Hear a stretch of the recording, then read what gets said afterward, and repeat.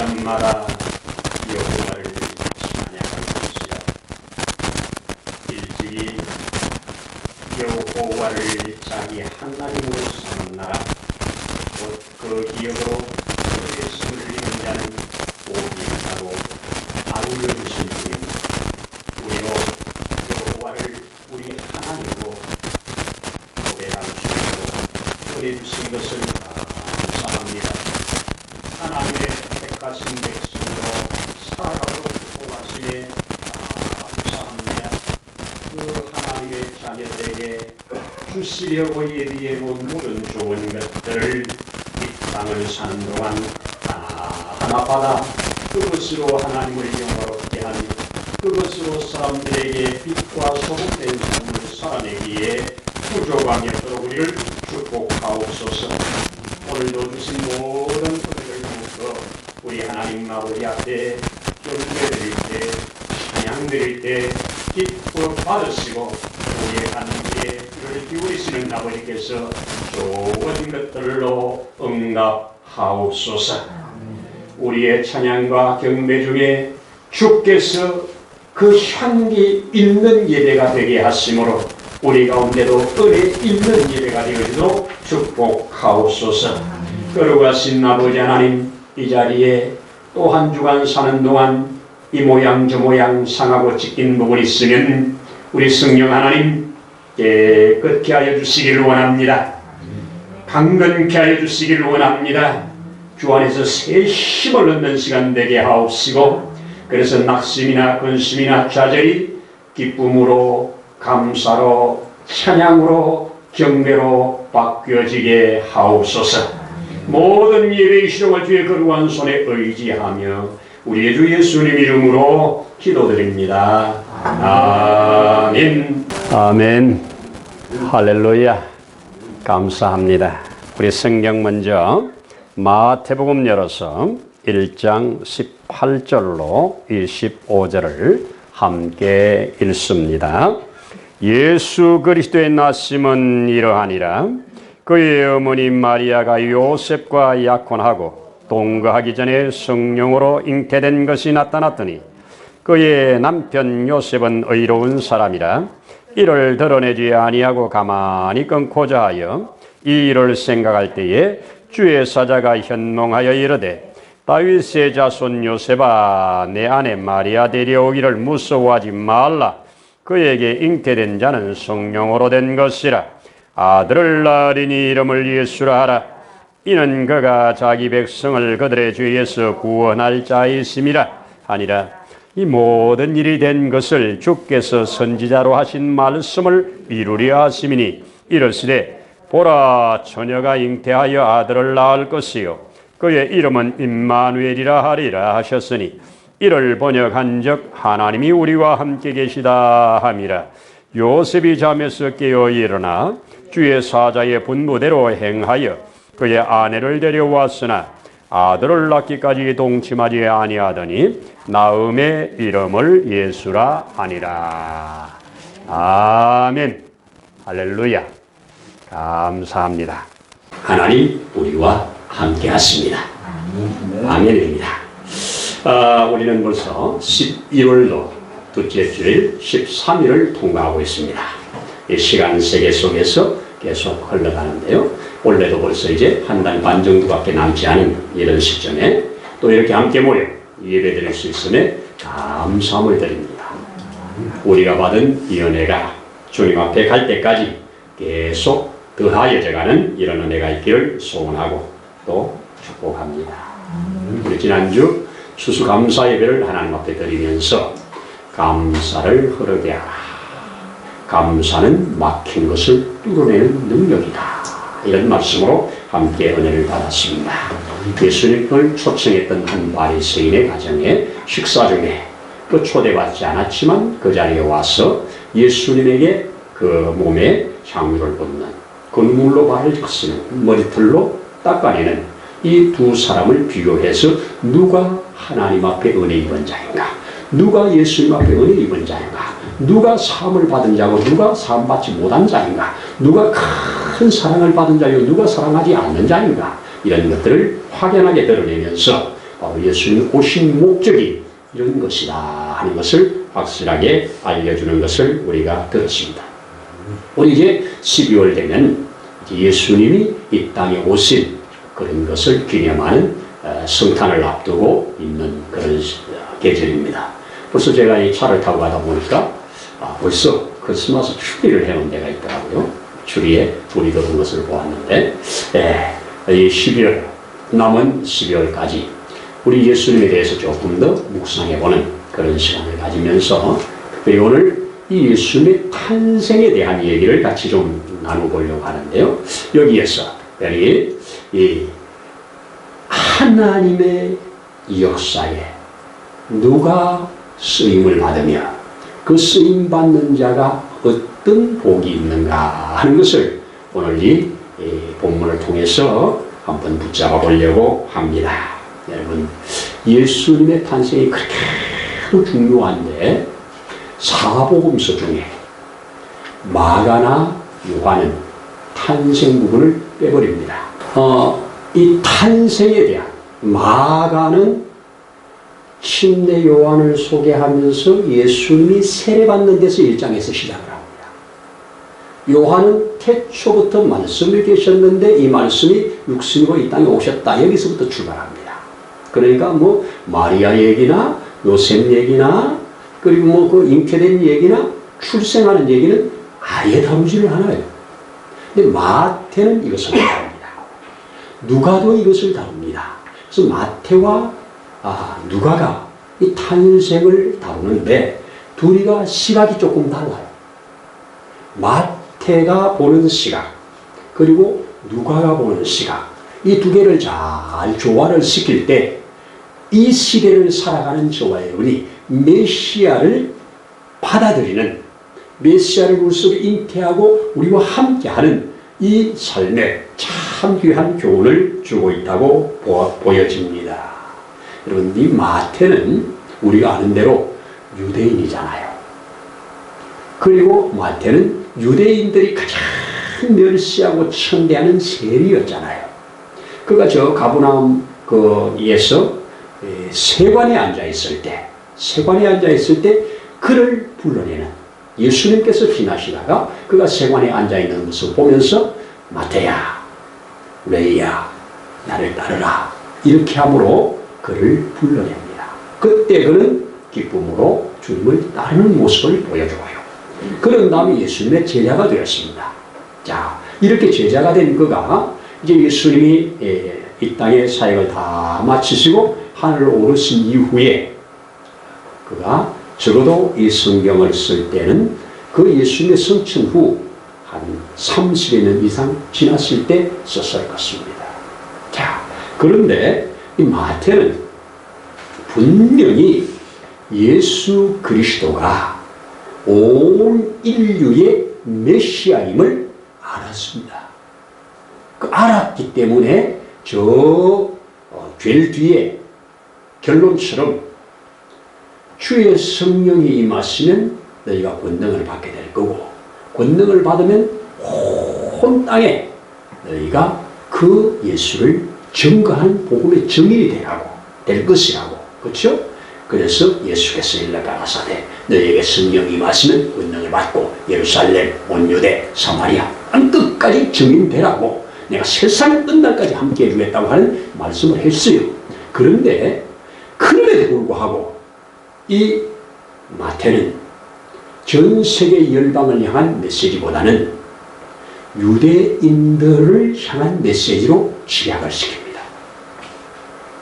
누가는 전 세계인을 대상으로 복음을 확장시키는데 마태는 유대인 중심의 복음, 유대인으로, 그래서 이 마태복음을 오늘 우리 본문을 통해서 1장과 2장에서 나타나는 이 마태가 가지고 있는 그가 본 예수, 왜 유대인들을 한정해서 그렇게 말씀을 할까 하는 것을 좀 생각해 봅니다.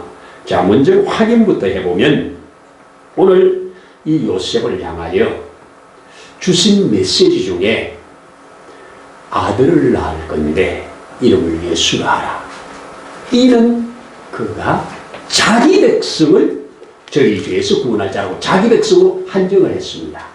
여기 이때까지 자기 백성은 유대인입니다. 그렇죠? 구약의 자기 백성은 유대인이잖아요.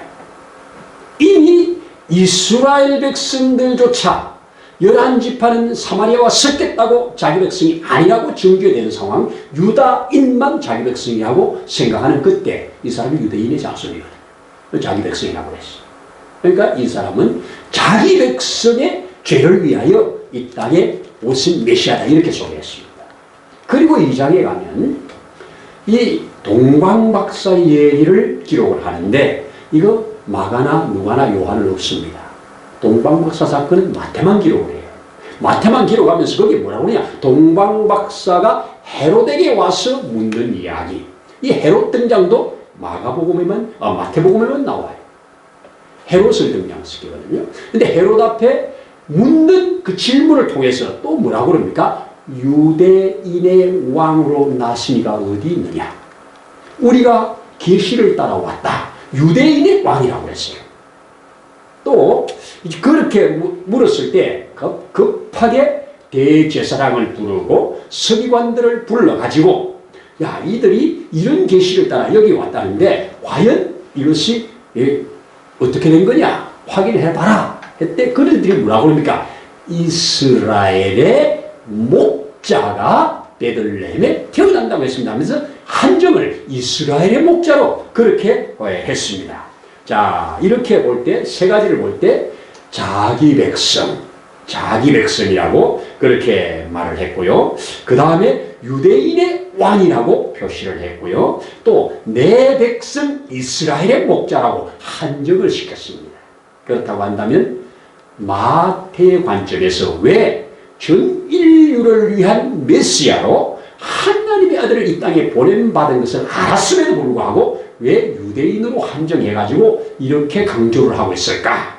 이거 생각해 볼 때 유대인들이 가장 먼저 예수를 배척하고 가장 먼저 받아서 환영하고 인정하고 기뻐하고 감사해야 그들이 예수를 배척해버린 여기에 대한, 그래서 이제라도 좀 이렇게 약속된 것들을 자꾸 확인시켜주면서 저들이 잘 알고 있는 것을 확인시켜주면서 제발 좀 이제라도 이 메시아를 받아들여. 이렇게 우리 민족에 큰 축복을 미리 약속하셨고 우리에게 주신 메시아 아니냐. 이 메시아를 우리가 배척하면 되겠느냐. 이런 관점을 가지고 지금 마태복음을 전개해가고 있습니다. 그렇기 때문에 이런 관점에서 본다면 그는 요셉을 부각시킬 수밖에 없습니다. 그래서 마태복음 기사에는 마리아에 대해서는 마리아가 요셉이라는 사람과 약혼한 상태다. 요것까지만 알려줘요. 자, 그소를 읽을 때 보면 예수 그리스도의 나심은 이러하다. 그의 어머니, 예수님의 어머니 마리아가 요셉과 약혼하고, 근데 약혼하고 동거하기 전에 성령으로 잉태된 것이 나타났다. 여기까지 마리아에 대한 소개입니다. 마리아가 뭐 천사에게 고지를 받았다는 이런 게 아무것도 없어요. 아무것도 안 나타나요. 그냥 정혼했는데 요셉이라는 사람과 정혼한 여자가 있었는데 그 여자가 동거하기 전에 배가 불렀다. 여기까지만 말을 하고 있습니다. 자, 그러면서 그때 그 남편을 소개합니다. 남편은 뭐라고 그럽니까? 그의 남편 요셉은 이미 남편이죠. 자, 약혼했다고 그러는데 남편이래요. 왜? 그 당시에 그 갈릴리 지역에 내려오는 결혼 풍습은 세 단계에 걸쳐서 일반적으로 이루어집니다. 첫 번째, 부모끼리 약속을 하든지, 안 그러면 누군가가 중매를 해서 부모들끼리 약속하는 관계입니다. 그것을 우리는 정혼이라고 일반적으로 말하잖아요. 그래 놓고 때가 되면 이 신랑 될 자가 신부집에 가서 나와 결혼해달라고 그렇게 요청을 하는 의식을 행하는 것을 우리는 약혼식이라고 하잖아요. 그 약혼식을 보통 5일, 6일 진행을 한다는 걸 우리 알고 있잖아요. 그렇게 약혼을 해서 이제 그것이 성사가 되면 그래, 내가 데려올 때까지 기다려라 하고 집에 들어와서 아버지와 함께 그 할 집을 잘 준비해서 준비가 다 되면 가서 데리고 오는 것이 결혼의 3단계로 완성이에요. 근데 여기는 지금 약혼까지 했어요. 그런데 그 뒤에 법적으로 약혼을 하면 정상부부입니다. 만약에 서로의 부정이 드러난다든지 결혼을 깰 만한 어떤 이유가 있을 때는 정식 이혼을 해야 됩니다. 이미 법적으로 결혼을 했기 때문에. 그런데 지금 날벼락을 맞은 거예요. 아버지와 기쁘게 즐겁게 그 데려올 날을 생각하면서 그 집을 지금 만들고 준비하고 있는 중에 날벼락을 맞은 겁니다. 뭐라고요? 너 약혼자가 배가 불렀다는 거 아닙니까?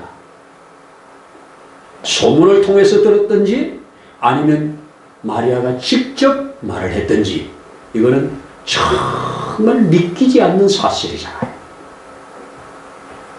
아마 내 생각에는 요 마리아가 요셉에게 찾아왔어. 왜? 이미 배가 불렀거든요. 왜? 시간적으로 지금 최소한 3개월 이상 지났거든요. 왜? 이가 잉태된 그 고지를 받고 저 유대 땅에 살고 있는 친척 집에 그 요한의 어머니에게 가서 3개월을 거기 있다가 오거든요. 3개월을 거기 있으면 이제 3개월이 지나면서 보면 변화가 오잖아요. 변화가 오고 뭐 확실한 사실로 이렇게 드러났을 때 그는 숨길 수가 없잖아요. 아마 그 약혼한 요셉에게 자기 사실을 이야기했을 거예요. 자, 그렇게 이야기를 쭉 다 들었을 때 요셉이 입장이 어떻겠습니까? 안 믿자니 말이 너무 진실한 것 같고, 믿자니 이거는 참 또 논리가 안 맞고, 기가 막힌 겁니다.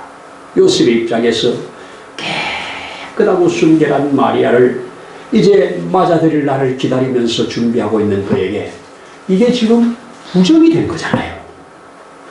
아이를 가졌잖아요. 순결이 깨진 거잖아요. 여기에 요셉은 오늘 마태가 기록을 해주면서 의로운 사람이라고 기록을 해주고 있어요. 자, 그가 의로운 사람이라 마태가 정의할 만한 그 사람, 이게 의롭다고 하는 걸 사전에 찾아보니까 온유 쪽이 훨씬 세요. 온유한 사람이라, 온유한 사람이라 이렇게 나타나고 있습니다. 자, 그런데 이 문제를 가지고 마리아의 이야기를 들어볼 때, 그리고 불러오는 배를 바라볼 때, 이거 잉태된 것은 부인할 수 없는 사실, 현실이에요. 자, 이 현실을 어떻게 받아들일 거냐입니다. 마리아는 주의 사자가 내게 와서 말씀을 했고, 지금 피 높으신 그분이 나를 안아서 내 속에 그분의 영으로 잉태되었다고 하는, 사람이 아니라고 하는 이 말을 어떻게 받겠냐고. 이럴 때 그는 그 앞에 깊이 생각했다는 겁니다. 자기가 지금까지 알고 있는 마리아가 거짓말할 자는 아닌 것 같고, 그렇다고 또 거짓말이 아니라고 해도 믿기는 너무 힘들고, 이래서 그는 어떻게 했다고 합니까? 만약에 이때 요셉이 동네에 아버지와 함께 내가 약혼한 마리아가 내 아이가 아닌 아이를 가졌다고 외치면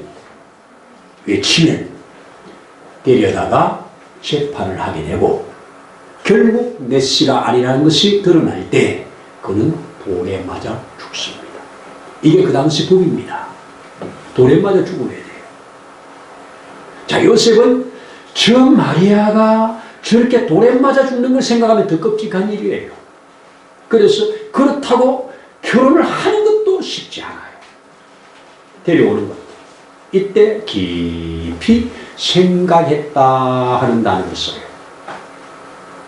우리 다니엘 기도회에 강사로 나오신 그 이삭 얘기, 아브라함 얘기하면서 이삭을 드리라고 할 때 깊이 생각했다 하는 말 여러분 기억납니까? 무슨 사건이 있을 때 생각 좀 깊이 한다. 생각만 하겠습니까? 기도하면서 하겠지요. 하나님의 뜻을 풀면서 하겠지요. 깊이 자꾸 묵상하고 생각하는 겁니다. 깊이 생각하고 묵상하고 고민하고 이것을 어떡할까? 결론은 어떡합니까? 그도 보호하고 나도 괜찮는 방법은 이쯤에서 조용히 끊는 일이다. 조용히 조용히 관계를 끊는 일이다. 이것이 자기 결론이었습니다. 그래서 이제 끊고자 했는데 거의 결론이 났는데 그때 꿈에 계시를 받는 겁니다. 현명하여 그러지요. 꿈에 계시를 받았는데 그 계시가 뭡니까? 요셉아. 그런데 요셉을 부르면서 그냥 요셉이라고 안 부릅니다. 뭐라고 합니까? 여기에 다윗의 자손 요셉아. 다윗의 자손 요셉아. 자, 요셉은 유대인입니다. 다윗의 자손입니다. 그럼에도 불구하고 다윗의 자손 하면 먼저 모든 유대인들이 공통적으로 떠오르는 게 뭐냐? 메시아. 다윗의 자손, 메시아. 메시아와 연결시킵니다. 이때가 로마로부터 압제를 받으면서 상당히 어려울 때 메시아의 대망 사상이 많이 올라올 때 다윗의 자손 요셉아, 내게서 그 마리아가 성령으로 잉태된 그가 바로 다윗의 자손 메시아다. 그것을, 그 사실을 네가 알아라. 그러면서 이사야 7장에 있는 말씀을 딱 가지고 기록되었으되 보라, 처녀가 잉태한다고 했지 않냐? 처녀가 잉태하여 아들 낳을 거라고 했지 않냐? 그가 바로 지금 마리아가 그 일에 지금 쓰임을 받고 있는 거다. 그러니 너가 데려오라는 겁니다. 자, 깊은 고민 속에 그는 결론을 내립니다. 마지막에 끊고자 했지만 끊지 아니하고 모든 자기 생각, 자기 불리함 모든 것을 다 뒤로하고 말씀 앞에 순종합니다. 계시 앞에 순종합니다. 여러분, 우리가 살아가다 보면 현실과 계시가 상반되어 부딪힐 때가 나와요. 이럴 때 어디에다 초점을 맞추냐 이겁니다. 내 경험이냐, 내 지식이냐, 내 상식이냐, 사람들의 여론이냐, 여기에 끌려가는 것이 아니라 하나님이 뭐라고 하셨느냐, 하나님의 계시 앞에 비침을 받아서 그것으로 거듭나야 하나님의 사람으로 하나님의 역사를 이어갑니다. 여러분, 우리 다니엘 기도회에 지난 월요일입니까? 그 미국의 필그림 선교교회 양충일 목사님 메시지를 들었지 않습니까? 나라가 합법화시키고 노예가 합법화시켜 놓은 동성애, 이 합법화, 목사를 동성애자를 안수를 하고 동성애자를 결혼을 같이 허락을 하고 뭐 나라에서 하고 교회법, 노예, 교회보다 위에 노예가, 총회가 이것을 다 가결했는데 그런 노예에 나는 있을 수 없다, 나는 반대한다고 나오는 과정. 하나님의 뜻이 뭔가 이것을 깊이 생각하면서 엄청난 희생의 값을 치르잖아요. 그렇게 잘 지어서 2000여 명이 모여드리는 이 예배를, 그 예배당을 통째로 그냥 넘겨주고 그리고 통장까지 다 넘겨줬다고 하는, 여기에 진리에 접속하는 겁니다.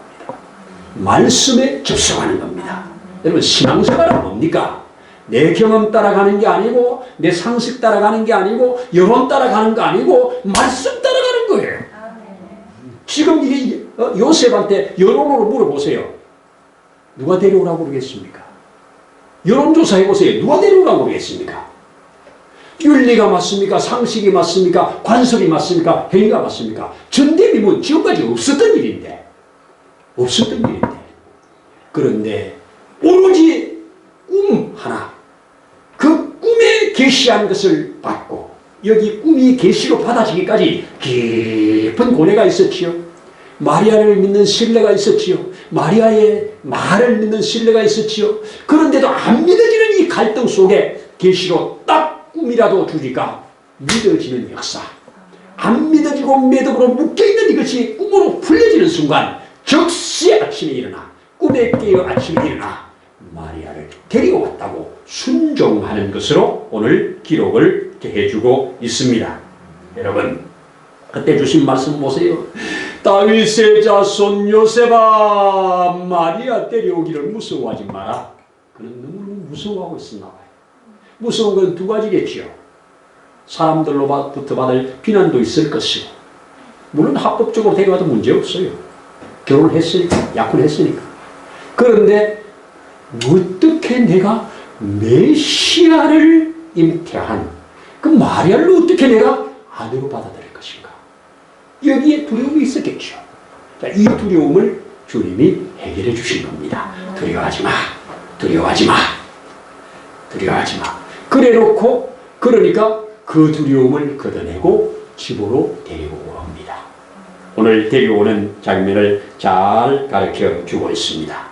이는 그가 자기 백성을 저희에게서 구원할 자입니다. 할렐루야.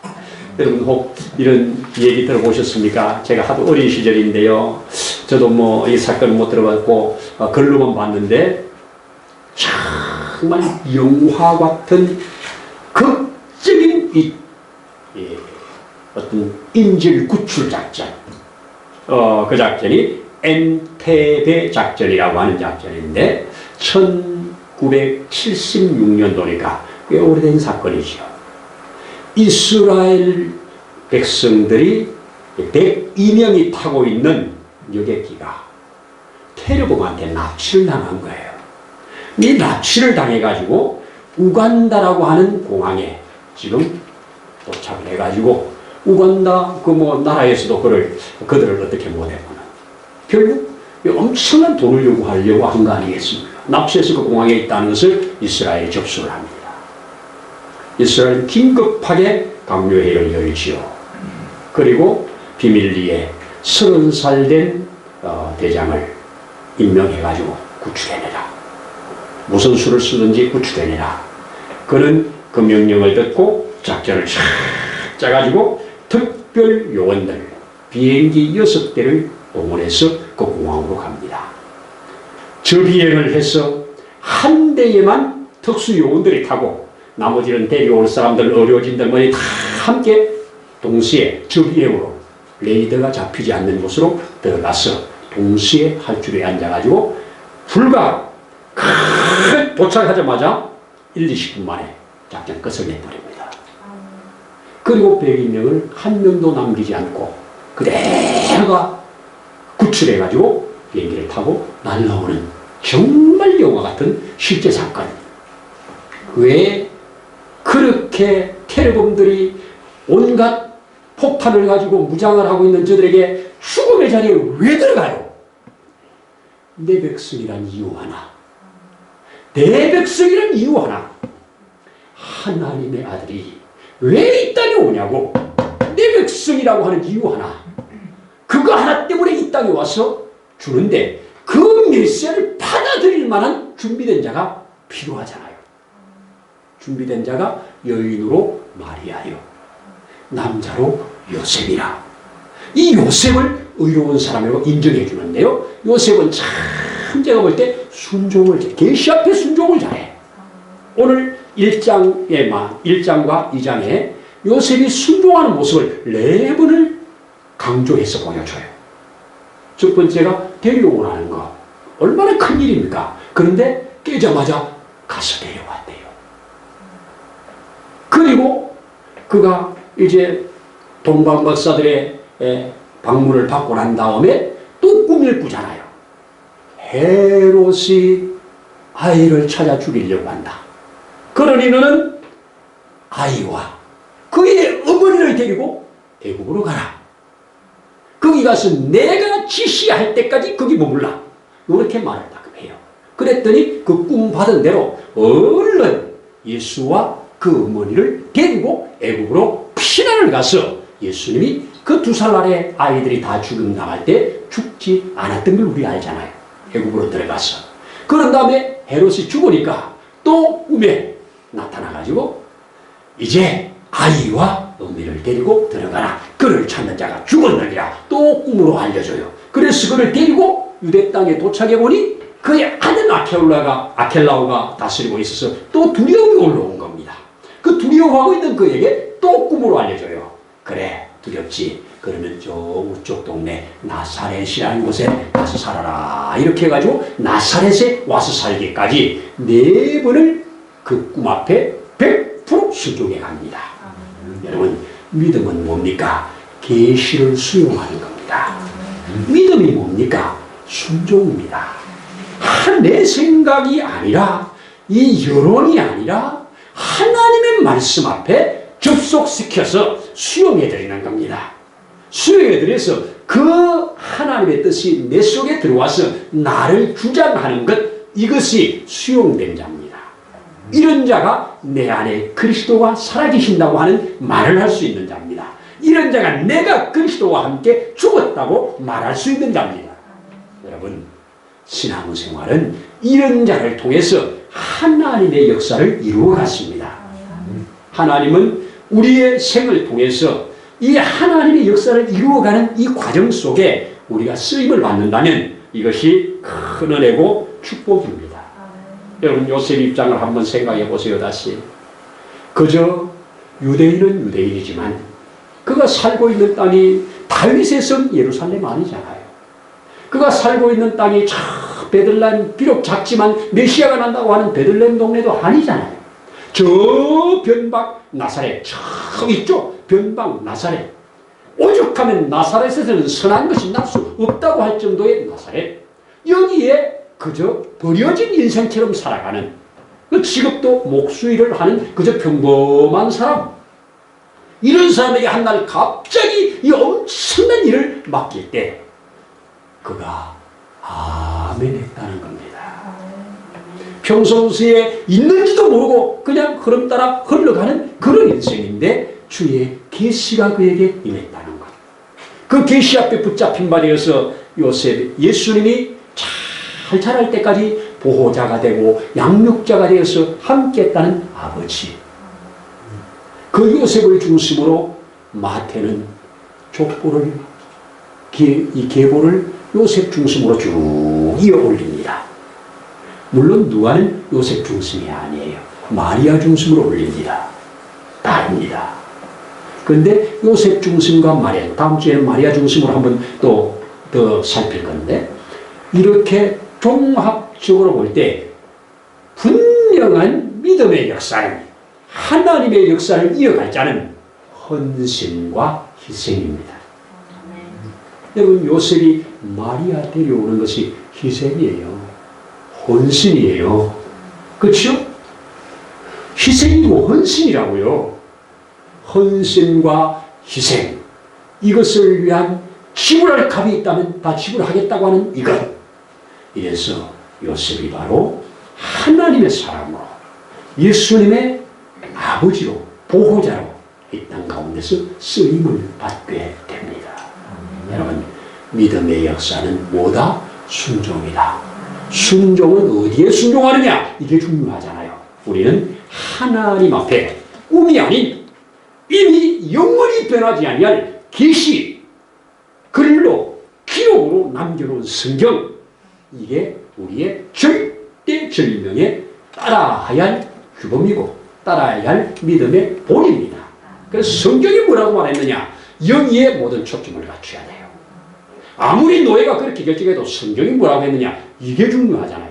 아무리 나라가 무슨 법을 결정했느냐? 이것보다도 성경이 뭐라고 했느냐? 여기에 관심을 가지고 여기에 초점을 맞추는 자들이 많을수록 그 나라는 강한 나라입니다. 그 나라는 사탄이 어떻게 못해보는 나라입니다. 이런 나라가 돼야 돼요. 우리나라가 더 강건하려면 이런 사람들이 곳곳에 많이 생겨나는 겁니다. 그래서 성경으로 무장된 사람, 하나님의 계시 앞에 굴복할 수 있는 사람, 거기에다 생명을 걸 수 있는 사람, 이런 사람들이 많아질 때 나라는 강건해지고 하나님 앞에 복되게 쓰임을 받아갈 것이라는 확신입니다. 믿음은 뭐다? 수용하는 거다. 계시를 수용하는 거다. 그래서 오늘 제목, 현실이냐 계시냐. 현실과 계시를 양저울에다 올려놓고, 그러면 우리는 현실이 훨씬 무거워요. 눈에 보이는 거기 때문에 현실이냐 계시냐, 현실이냐 계시냐, 깊이 생각하고 깊이 기도하면서 자꾸 묵상하고 생각하면 현실이 작아지면서 계시가 커질 겁니다. 그런데 바로 결단하면 계시가 작고 현실이 크기 때문에 대부분 현실을 따라갈 수밖에 없어요. 근데 요셉처럼 깊이 묵상하면서 그 말씀을 새기면서 깊이 묵상하면서 간다면 점점 현실이 적어지면서 계시가 커진단 말이에요. 그러면 계시의 사람이 되는 거예요. 근데 우리는 깊이 생각하기를 싫어해요. 깊이 생각을 안 하려고 그래요. 묵상을 안 하려고 그래요. 묵상할수록 생각할수록 현실은 점점 적어지고 계시가 커지는 겁니다. 이러면 계시 앞에 붙들릴 수밖에 없지요. 그런데 대부분이 이 계시가 커지기 전에 커진 현실 앞에 굴복하는 것이 세상의 흐름입니다. 여러분, 계시에 붙들림 받기를 소원합니다. 그러기 위해서 계시 앞에 진실로 아멘하면서 점점 묵상하고 생각할 때 하나님의 도움을 구할 때 계시가 점점 커지게 만들므로 내가 계시 앞에 순응하는 자가 되어질 수 있다. 이것을 오늘 요셉이 잘 보여주는 것을 마태가 잘 부각시켜 성경이 되게 하셨습니다. 이런 은혜가 저와 여러분들에도 있어지기를 축복합니다. 기도하겠습니다. 하나님 아버지 감사합니다. 신앙은 바로 계시 앞에 내 생각, 내 뜻, 경험, 여론 다 내려놓고 계시 앞에 아멘 하면 가는 것인 줄로 믿습니다. 우리도 부족하지만 연약하지만 주의 계시 앞에 비침을 받아서 세상 풍속이 아닌 사단의 계략이 아닌 하나님의 뜻을 분별하고 따라가는 복 있는 자들로 하나님의 역사를 이어가는 기적의 주인공, 간증의 주인공들 되어지는 믿음 생활하기를 원합니다. 성령 하나님 도우시고 주장해 주시옵소서. 감사를 드리면서 예수님 이름으로 기도드립니다. 아멘. 이제는 우리의 생명이요 부활이신 주 예수님의 거센 은혜와 그 아버지 하나님의 무한하신 사랑하심과 보혜사 성령님의 때를 따라 도우시는 감동하시는 역사가 오늘 이곳에 함께 머리 숙여 주의 자녀된 자로 주님의 거룩한 뜻을 분별하여 살아가기를 소원하는 심령 위에, 가정 위에, 세우신 몸된 교회 위에, 곳에서 예배하는 모든 심령 위에, 이 나라 민족 위에 이제로부터 영원토록 함께 하시기를 간절히 축원하옵나이다. 아멘.